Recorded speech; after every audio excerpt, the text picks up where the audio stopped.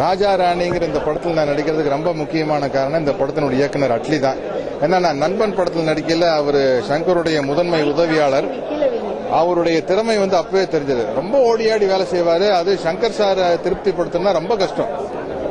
அதை சங்கர் சார் முகசுளிக்காம அட்லி வேலை செஞ்சாருன்னா அதில் நான் பார்த்தேன். அதனால இந்த படத்துக்கு என்ன அணுகிய போது நான் ரொம்ப மகிழ்ச்சியா ஒத்துக்கிட்டேன். ஏன்னா ஒரு வேற மாதிரி சத்யராஜ் அவர் காட்டுவார் அப்படின்ட்டு. ஏன்னா என்ன மாதிரி ஒரு 35 வருஷமா நடிச்சுட்டு இருக்கிற நடிகர்களுக்கு ஒரு வித்தியாசமா காட்டணும்னா எங்களை சும்மா விட்டா நாங்க எப்பவும் நடிக்கிற மாதிரி தான் நடிப்போம். அது டைரக்டர் கையில் தான் இருக்கு.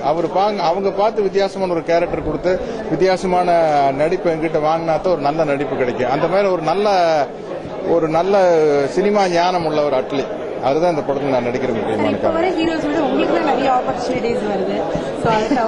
அப்படி இல்லைங்க. இல்ல அதுக்கு என்ன காரணம் இல்ல. அப்படி இப்போ ஒரு ஹீரோனா ஒரு படத்துக்கு 50 நாள் நடிக்கணும். பெரிய ஆக்ஷன் படம்னா 75 நாள் 100 நாள் நடிக்கணும். பட் ஒரு கேரக்டர் ஆர்டிஸ்ட்னு வச்சுங்களேன், நம்ம ஒரு 25 நாள் நடிச்சா போதும். சில படத்துல 15 நாள் நடிச்சா போதும், சில படத்துல 40 நாள் நடிக்க வேண்டியது. அதனால நிறைய படத்துல நடிக்கிறேன். இப்ப நான் கதாநாயகனா நடிச்சிருந்தப்போ வருஷத்துக்கு ஒரு 5 படம் 7 படம் தான் நடிக்க முடிஞ்சது.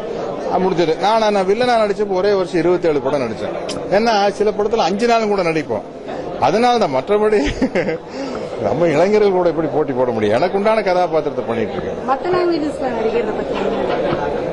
நல்ல கதாபாத்திரம் தான் நான் எந்த மொழியிலையும் நடிப்பேன். எனக்கு அந்த நேரத்தில் அது மனசுக்கு பிடிச்சிருக்கணும், அவ்வளவுதான்.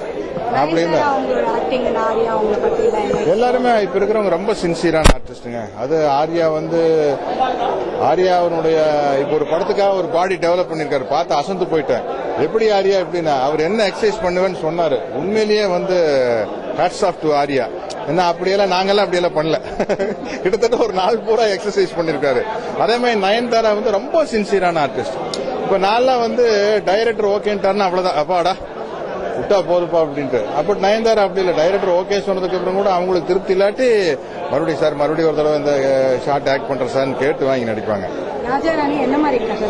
அது டைரக்டரும் ப்ரொடியூசரும் தான் சொல்லணும். அதுக்கான உரிமை எங்களுக்கு இல்ல. இந்த கதையில உங்களுக்கு பிடிச்ச அம்சம் என்னன்னு சொல்லுங்க. இல்ல, இது எல்லா அம்சமுமே நல்லா இருக்கு. எனக்கு பிடித்த அம்சம் சொன்னா என்னோட கேரக்டர் எனக்கு ரொம்ப பிடிச்சிருக்குது. இந்த கேரக்டரினுடைய கருத்தியல் ஐடியாலஜி எனக்கு ரொம்ப பிடிச்சிருக்கு. நிறைய கேரக்டர்ஸ் பண்ணிட்டீங்க, இனிமே பண்ணணும் அப்படின்னா ட்ரீம் ரோல் இந்த மாதிரி ட்ரீம் ரோல் முடிஞ்சிரு. தந்தை பெரியார், அவ்வளவுதான்.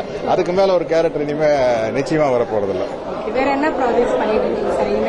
இது இப்போ வருத்தப்படாத வாலிபர் சங்கம், இது எஸ்.ஏ. சூர்யா பட இசை, கலவரம் ரிலீஸ் ஆக போகுது.